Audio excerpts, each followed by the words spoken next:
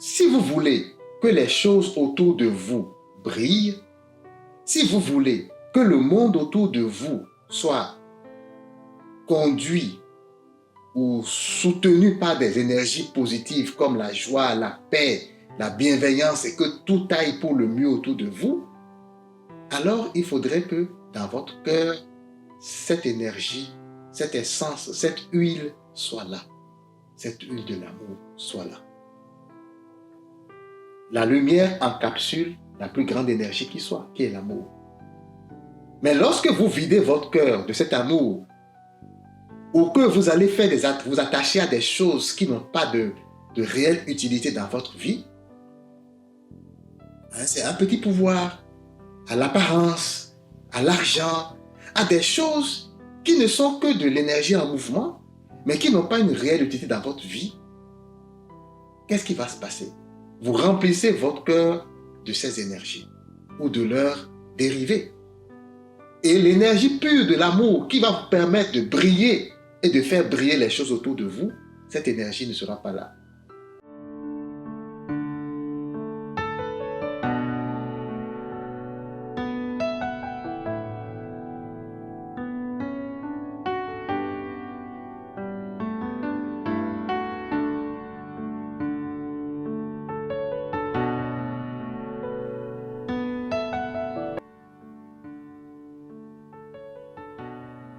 Mesdames et messieurs, bonjour et bienvenue donc à cette nouvelle émission de votre série Renaître de nos cendres. Ici, nous parlons spiritualité. Ici, nous partageons nos expériences spirituelles, nos connaissances, toutes ces choses qui entrent en ligne de compte dans ce processus naturel d'évolution de l'humanité. Parce que, voyez-vous, toutes les sources de spiritualité le disent. Depuis quelque temps, le monde tel que nous le connaissons passe progressivement à une vitesse supérieure. Les gens sont de plus en plus éveillés. Les gens se posent de plus en plus de questions. Ce qui passait inaperçu il y a quelque temps, aujourd'hui, est digne d'attention. Alors, dans ce processus planétaire, on va dire, nous apportons ici notre grain de sel en partageant nos découvertes, en partageant nos expérimentations.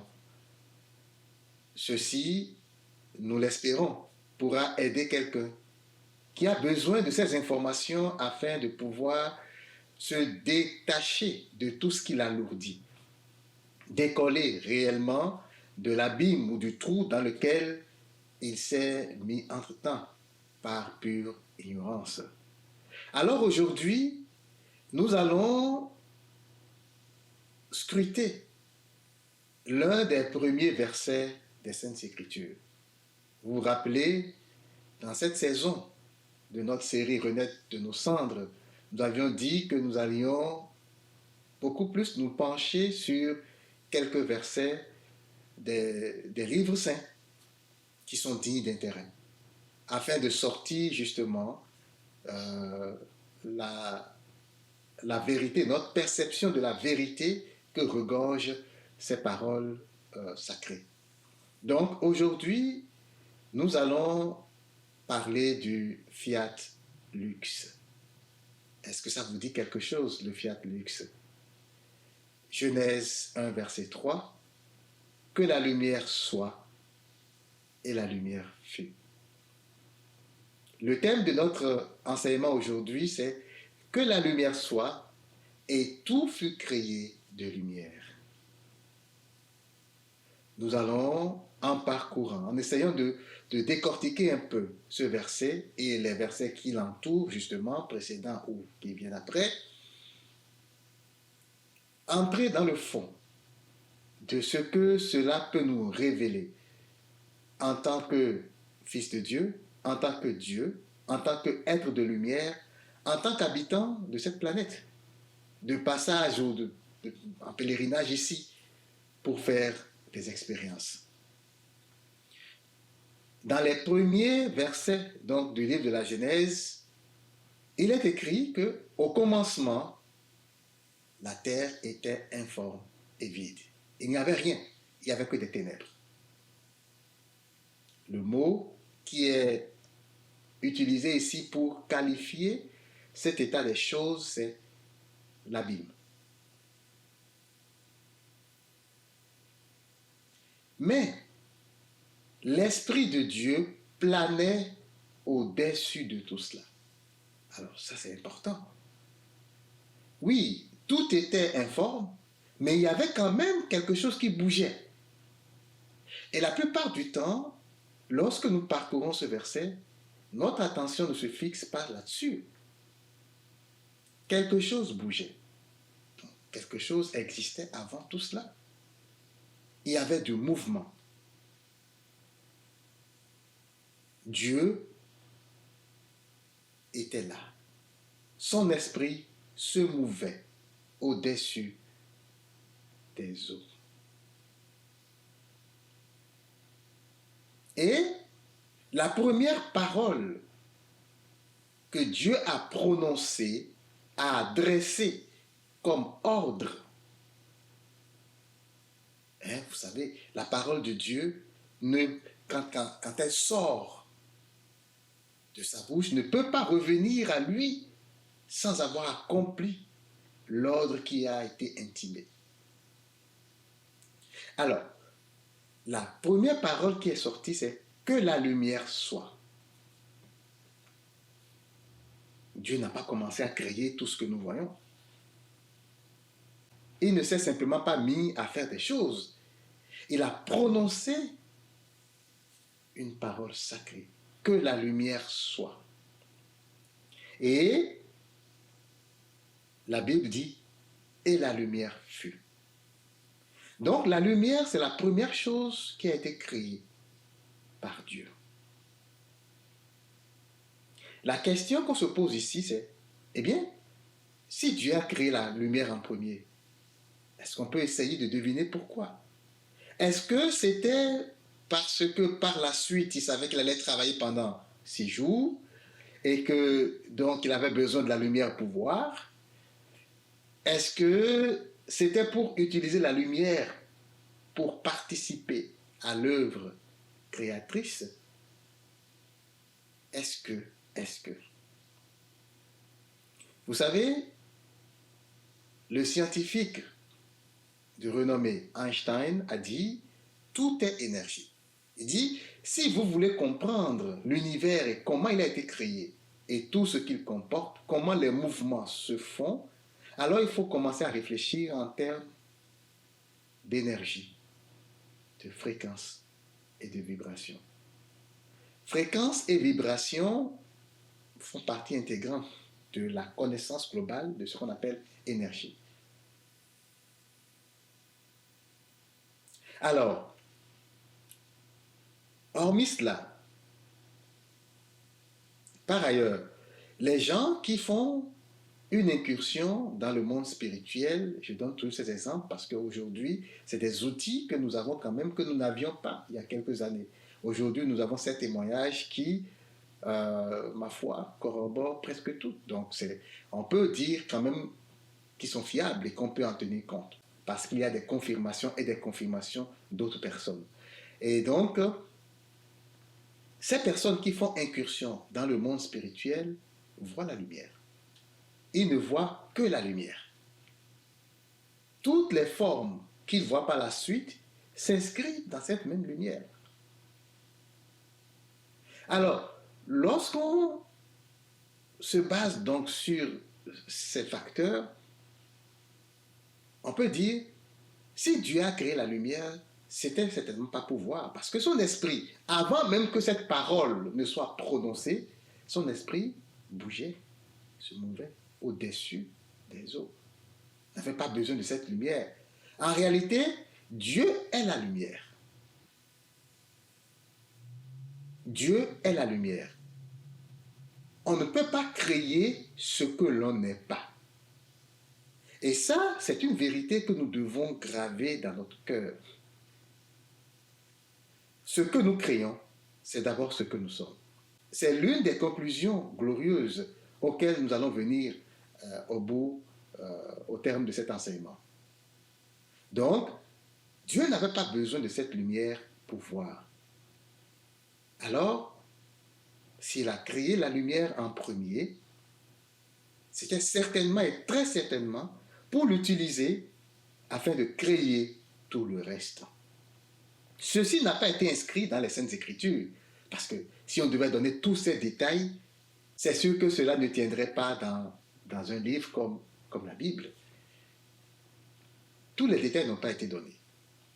Mais en scrutant, en s'inspirant de son intuition, de ce que l'âme nous dit, de ce que les guides nous disent, eh bien, oui, on peut arriver à dénicher des vérités cachées. Parce que c'est l'Esprit qui nous parle aussi.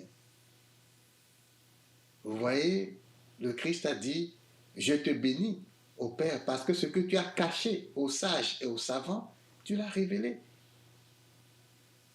au plus petit, à l'enfant. Alors, tout le monde est en mesure de se faire guider par l'Esprit. Tout le monde a la possibilité, la capacité d'aller dans cet espace spirituel, puiser de la connaissance de l'Esprit. Alors, si Dieu a créé la lumière en premier, c'est donc pour l'utiliser et pour créer tout le reste. Comment? La question qu'on se pose justement, c'est ça. Comment est-ce que la lumière, tout ce que je vois, la télé, la voiture, les routes, les hommes, tout ça a été créé de lumière? Oui, tout cela a été créé à partir de la lumière. Parce que la lumière n'est pas que de la lumière. La lumière, si vous regardez bien, encapsule quelque chose d'autre. Et on peut prendre exemple sur ce que nos yeux physiques voient. La lumière du soleil. Lorsque nous sommes dans la journée, qu'est-ce qui arrive? Est-ce que la lumière vient simplement à nous? Les rayons se posent sur les choses, la nature, le corps, la terre et tout ça? Non. La lumière vient avec quelque chose qui est encapsulé en elle. C'est la chaleur. La lumière vient avec la chaleur. La chaleur, c'est de l'énergie. La lumière, c'est de l'énergie. Alors, voyez-vous, la lumière ne vient pas tout seul. La lumière encapsule de l'énergie. Donc, quand on dit que tout est créé avec de la lumière, cela revient à dire que tout est fait d'énergie. C'est la même chose. Alors, ce que je voudrais pour vous aujourd'hui à travers cet enseignement, c'est de prendre conscience de cette réalité. La plupart du temps, vous savez, nous ne nous posons pas ce genre de questions parce qu'on se dit à quoi ça va me servir ici. C'est vrai, c'est une question légitime. On parle de lumière, tout est créé de lumière, tout est fait d'énergie. Mais moi, je vis une vie où j'ai peut-être des difficultés, où peut-être que je suis malade, j'ai des réalités qui sont propres à moi. En quoi tout ceci va m'aider? Ce que nous devons savoir, chers frères et sœurs, ce que vous devez savoir, c'est que, hormis nos missions personnelles, les humains, l'humanité entière a une mission commune. C'est d'apprendre à se connaître. À travers tout ce qui arrive, à travers même la mission personnelle que tu fais, à travers les événements qui se déroulent dans ta vie chaque jour, le but ultime, c'est d'apprendre ou de se rappeler plutôt de qui tu es. La connaissance de soi. C'est de se rappeler que je ne suis pas un être mortel. Oui, on dit que l'humain est mortel parce que la notion de la mort pour nous, c'est la disparition du corps. Mais il y a en nous quelque chose qui ne meurt pas. Il y a l'âme, il y a l'esprit. Et ces choses ne meurent pas.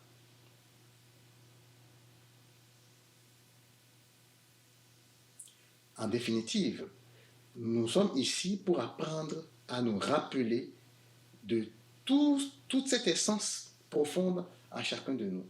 Et sans ce genre de connaissance, il serait quasiment impossible de savoir qui l'on est réellement. Donc, la première raison pour laquelle nous parlons de lumière, c'est déjà ça. C'est apprendre à savoir que nous sommes faits de lumière. C'est pourquoi on dit que nous sommes des êtres de lumière. Si je sais que je suis un être de lumière, ça veut dire que j'ai des capacités. Qu'est-ce que la lumière fait? La lumière éclaire. Ça veut dire que si je sais que je suis fait de lumière, ça veut dire que je peux éclairer. C'est pourquoi le Christ dit, vous êtes la lumière du monde. Vous êtes la lumière du monde. Tu es la lumière du monde. Tu peux éclairer. Mais regardons ceci. Nous avons la lumière du jour dans le monde physique dans lequel nous sommes. Et nous avons la lumière de la nuit, n'est-ce pas?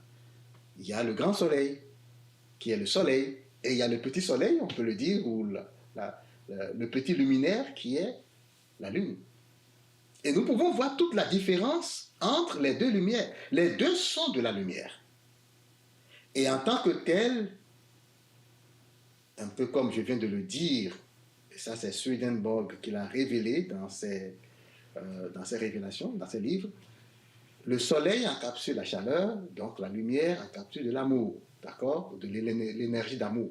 Et donc, si nous voyons la lumière du jour, comment est-ce que ça chauffe? Parce qu'en elle, il y a la chaleur, cette chaleur qui symbolise dans notre monde l'amour de Dieu. Et la nuit, il y a quand même de la lumière. Mais cette lumière est faible. Et pourquoi est-elle faible? Elle est faible et à la fois froide. Donc, c'est de la lumière qui encapsule de l'énergie aussi, une certaine chaleur, mais qui est très faible. Ces deux états de choses nous rappellent les deux états possibles de notre esprit. Tout est fait de lumière. Mais la luminosité de cette lumière-là, que tu es, que je suis, dépend de quelque chose d'autre à l'intérieur, qui est cette énergie. Cette énergie de la chaleur qui est associée à l'énergie spirituelle de l'amour. Alors, savoir que tout est fait de lumière et que je suis fait de lumière, ça va m'aider à savoir, mais pourquoi est-ce que je ne brille pas? Pourquoi les choses autour de moi sont si ternes, si sombres? Est-ce que c'est du hasard? Est-ce que c'est dû à quelqu'un ou à quelqu'un d'autre? Mais lorsque le soleil éclaire en journée, il est autonome. Il éclaire de sa lumière. Qu'est-ce qui l'influence? Qu'est-ce qui peut l'empêcher d'éclairer de sa lumière? Voilà la question qu'on peut se poser. Si toi aussi tu es la lumière du monde, si tu es une lampe et que tu peux éclairer comme le soleil éclaire, qu'est-ce qui peut t'empêcher de le faire, sinon ce qui est en toi-même? Ce carburant qui est cette énergie encapsulée par cette lumière. Aujourd'hui, nous sommes invités à prendre conscience de cette réalité. Voyez-vous, lorsque en moi, j'ai peu d'énergie, j'ai peu de chaleur, j'ai peu d'huile, alors ce qui se passe, j'éclaire moins. Ma lumière n'est pas étincelante. Ma lumière n'est pas brillante. Tout ce que j'éclaire est terne. Voyez-vous?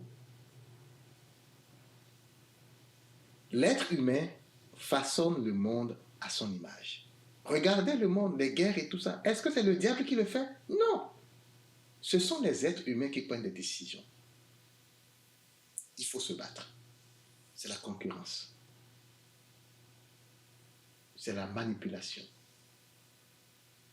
C'est des disputes, c'est des conflits, c'est des guerres. Parce que nous rayonnons de la lumière que nous avons en nous.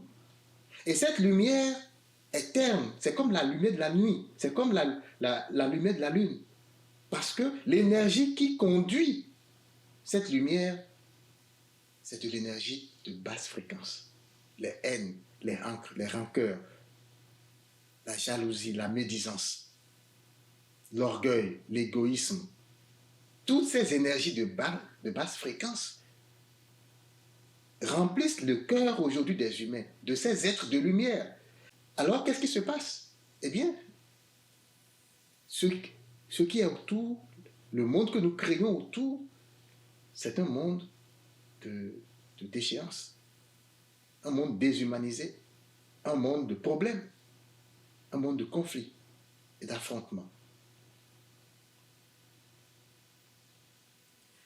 C'est important de prendre conscience que si on ne sait pas qui l'on est, voilà le type de monde que l'on crée au quotidien, autour de soi. Là, je donne l'exemple des guerres, mais ça, c'est à une échelle un peu plus élevée. Autour de nous, à notre propre échelle individuelle, nous créons autour de nous les mêmes affaires. Nous avons de la rancœur des gens. On dit que c'est cette personne, je suis contre cette personne, mais cette personne est contre moi, je ne le salue pas, je ne fais pas ci, c'est tout le temps des conflits, c'est tout le temps des affrontements. Alors le but de cet enseignement, c'est de t'amener à prendre conscience que tu es capable de reprendre le contrôle sur tout ceci. Tu es capable de reprendre le contrôle sur tout ceci. Par la connaissance, tu peux réellement t'élever. Parce que la connaissance va t'édifier, va te refaire prendre conscience et commencer à scruter plutôt ce qui est en toi. Alors, tout est fait de lumière. Tout est fait d'énergie. La nature, les murs, les routes, les voitures, la peau, tout est fait de lumière et d'énergie. Lorsque je prends conscience de ça et que je sais que ma lumière ne brille pas parce que l'énergie qui est à l'intérieur n'est pas suffisante ou n'est pas assez pourvue de haute fréquence, plus l'énergie est grande, plus la lumière brille, n'est-ce pas? C'est comme ça. Donc, l'énergie de l'amour dans mon cœur, c'est une énergie normalement de haute fréquence. Mais lorsque des énergies de basse fréquence viennent maintenant remplir mon cœur et prennent la place de l'amour, je ne peux pas briller. Et si je ne peux pas briller, ce n'est pas forcément les autres qui vont en pâtir. Même moi-même, j'en pâtis. Ma propre vie devient un enfer. Et c'est comme ça que les hommes ont créé l'enfer que nous vivons aujourd'hui. Chacun, à son niveau, a créé son propre enfer. Évidemment, en partageant cet enfer avec les autres, en essayant de mettre les autres dans leur propre gouffre, tout le monde baigne dans ce même enfer. Alors, la parabole des 10 vierges dans les Saintes Écritures ne font que nous rappeler cette réalité. À cause de l'inconscience, à cause de l'insouciance, parce qu'on ne se connaît pas, on ne prend pas la peine d'aller scruter en soi qu'est-ce qui est important pour nous. On se laisse balloter par les événements et par les choses externes, les énergies externes. Alors, on passe à côté de l'essentiel. On passe à côté de l'essentiel. C'est ça, les filles sensées et les filles insensées. Lorsqu'on est sensé, lorsque l'esprit reprend le contrôle, eh bien, il se rend compte que, je suis une lumière, je suis la lumière, je suis un être de lumière. Et en moi, il manque ce carburant, il manque cette huile. Il doit faire que je vais rester en éveil, je vais pouvoir éclairer le monde plus longtemps dans le quotidien de mes actions. Chaque chose que je fais vient comme une lumière pour éclairer les gens qui sont autour. Et chacun doit faire ce travail à son propre niveau. Voyez-vous? Et donc, l'Esprit de Dieu qui mouvait au-dessus des eaux nous révèle cette réalité que notre esprit bouge. Notre esprit est en réalité la pure conscience qui crée tout. L'esprit bouge. L'Esprit de Dieu a créé l'univers, nous disent les Saintes Écritures. L'Esprit de Dieu a créé l'univers. Mais notre esprit crée la réalité des mouvements dans cet univers. Nous sommes dotés du même pouvoir créateur, à un niveau moindre, avec une force vitale moindre. Mais quand même, nous créons. Et qu'est-ce qui crée en nous? C'est l'esprit qui bouge. Notre esprit bouge constamment dans le monde. Si nous pouvons marcher, c'est l'esprit. Si nous pouvons conduire une voiture, c'est l'esprit. Si nous pouvons parler, c'est l'esprit. L'action et la réaction, nous disent Don Miguel Ruiz et puis Carol Nelson dans ce livre Au-delà de la peur, l'action et la réaction prennent source dans l'esprit. Tout ce que vous faites, ce n'est pas le corps, c'est l'esprit. Et n'oubliez pas, c'est l'esprit qui donne vie, dit le Christ. C'est l'esprit qui donne vie.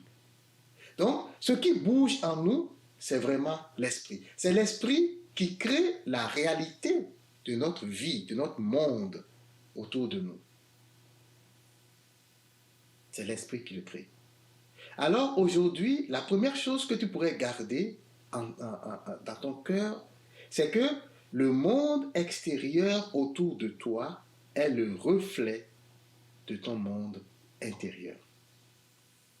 C'est littéralement ce qui se passe. Ce que tu perçois de l'extérieur n'est pas réel. Ce n'est pas quelque chose qui est fabriqué par les autres. C'est quelque chose qui est fabriqué par toi-même. On peut prendre pour exemple le soleil. Le soleil brille. Par une belle journée d'été, le soleil brille. Mais est-ce que tous les hommes perçoivent cette lumière du soleil de la même façon?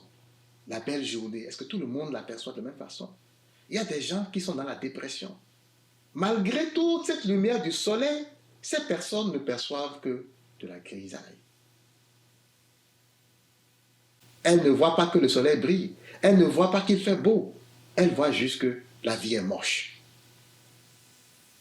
Un autre exemple, c'est la perception du temps. Lorsque nous sommes dans des bonnes grâces, nous vivons des moments heureux. Par exemple, avec notre bien-aimé ou avec notre famille, des gens que nous aimons, le temps passe vite.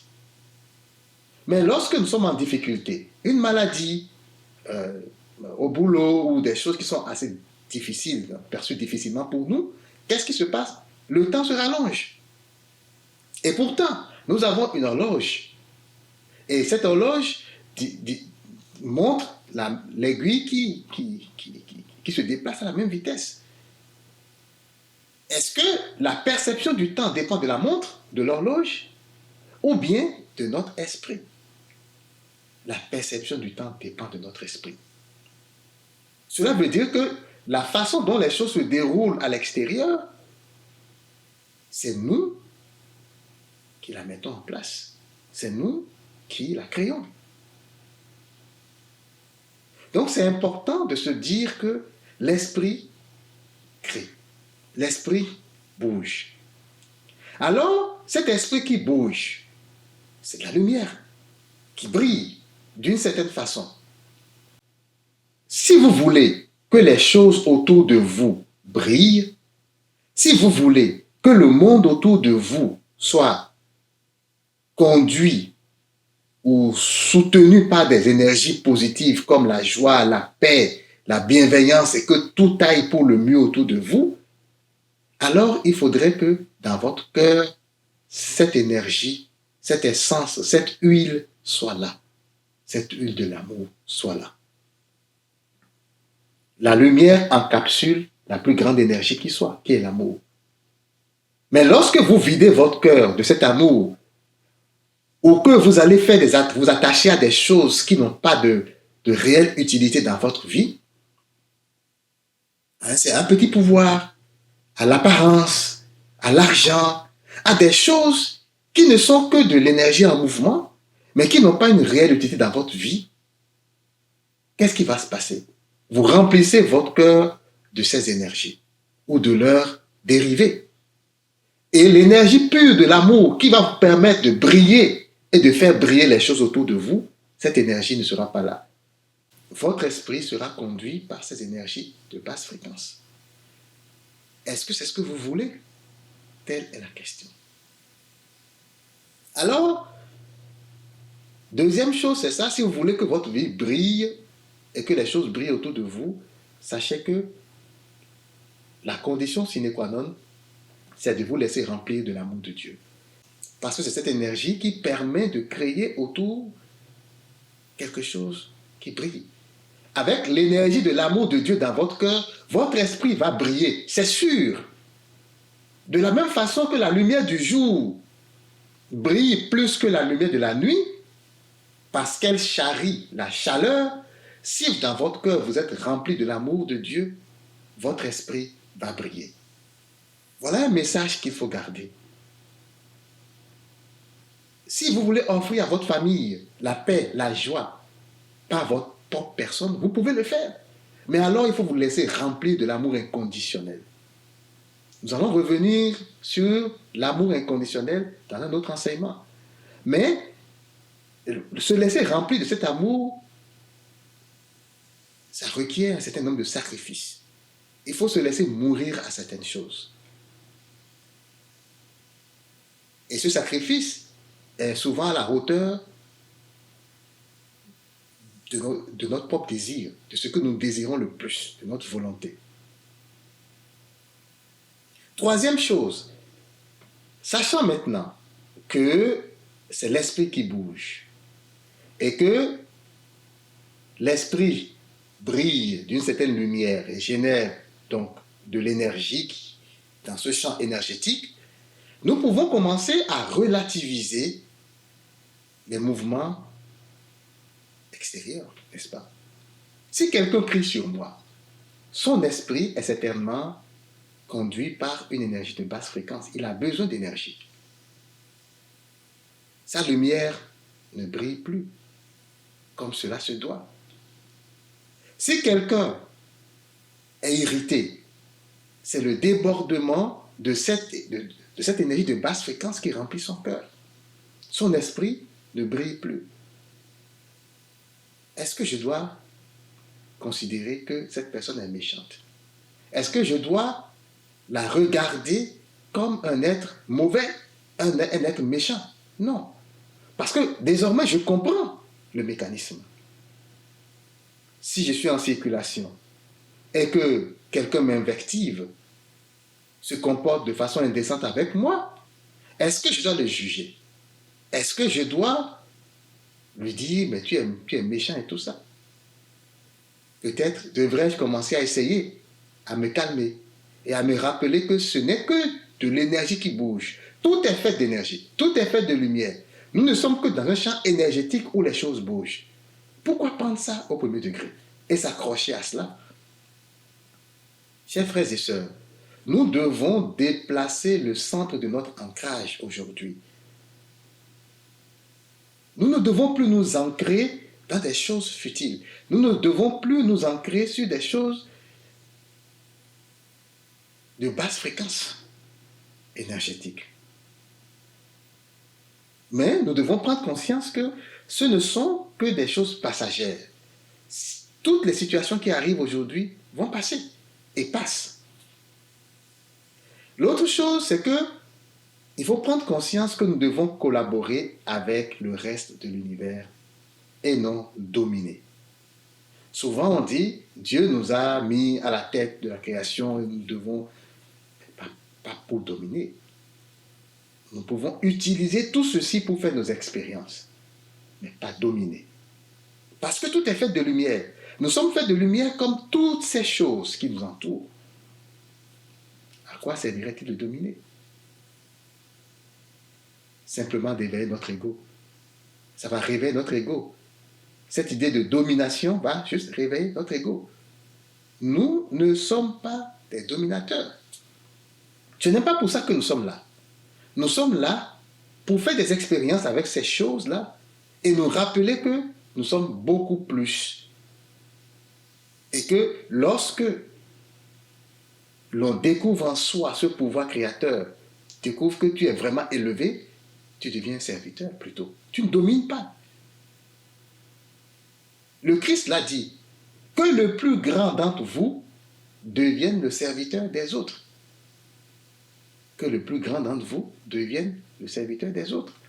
Lorsque tu prends conscience de ce pouvoir créateur, lorsque tu réalises que tu es élevé, alors tu ne brimes plus les autres. tu deviens le serviteur. Alors, c'est de prendre conscience de cela, prendre conscience que nous devons plutôt collaborer que de chercher à dominer. Et ça, c'est très important. Pour construire un monde meilleur, nous n'avons pas le choix que de faire ça. Alors, donc, pour finir cet enseignement, le dernier point que nous allons aborder, c'est la prise de conscience des interactions énergétiques. Lorsque nous comprenons, enfin, et que nous intégrons en nous notre identité d'être de lumière, notre essence d'étoffe de lumière, eh bien, nous comprenons comment les choses se déroulent autour de nous. Et c'est d'ailleurs ce qui nous permet justement de prendre contrôle de tout ceci. Parce que lorsque quelque chose se passe, lorsqu'une situation se déroule dans ta vie, quand tu ne la comprends pas, comment pourrais-tu prendre contrôle? Comment pourrais-tu devenir celui qui dirige les choses, les opérations? Pour être celui qui dirige les opérations, eh bien, il faut savoir comment les choses se passent. Alors, le fait de savoir que tout est fait de lumière et de commencer à méditer sur ce fait, le fait de savoir que les mouvements qui s'opèrent autour de nous ne sont que des mouvements d'énergie et qu'en réalité, lorsque nous remplissons notre esprit, notre être de ce carburant qui va permettre à notre esprit de briller, de mieux briller, eh bien, nous sommes en mesure de prendre le contrôle de tout ceci. Les autres seront juste en train de brailler, de bouger, de crier et tout ça, de s'agiter. Mais nous, du fond de notre cœur, dans le calme de l'esprit, nous allons justement prendre contrôle de tout ceci. Et c'est cela ce que le Christ voulait signifier à Marthe en disant, eh bien Marthe, tu t'agites pour bien de choses. Tu fais beaucoup de choses, tu bouges dans tous les sens. Parce que tu as un objectif, certes noble, mais est-ce que tu as besoin de faire tout ceci? Ta sœur Marie, elle est calme. Elle a choisi la bonne part. L'esprit brille. Elle a choisi le carburant. Elle a choisi d'apprendre à remplir son cœur de ce carburant pour que brille son esprit. Et pour que de sa paix intérieure, de sa joie intérieure, elle puisse diriger sa vie et faire briller tout autour d'elle. Et voilà ce que je vous souhaite. Que nous puissions apprendre de cette identité divine, que nous puissions apprendre de l'être de lumière que nous sommes, que nous puissions apprendre de cette vérité que nous sommes lumière du monde, à rester calme. Et dans ce calme intérieur, à construire le système qui va faire mieux briller notre esprit pour un monde meilleur. Nous en avons besoin. Alors, j'espère que ces quelques mots t'auront édifié. J'espère que cet enseignement t'aura convaincu à intégrer en toi cette vérité de ton essence profonde et de tout ce qui existe ici. C'est une connaissance avancée que de savoir que tout est lumière, tout est énergie. Nous ne devons pas laisser nos croyances nous dissuader ou nous persuader du contraire. Nous ne devons pas laisser notre esprit influencé par les qu'en dira-t-on et tout. Mais non, il faut prendre la mesure des choses.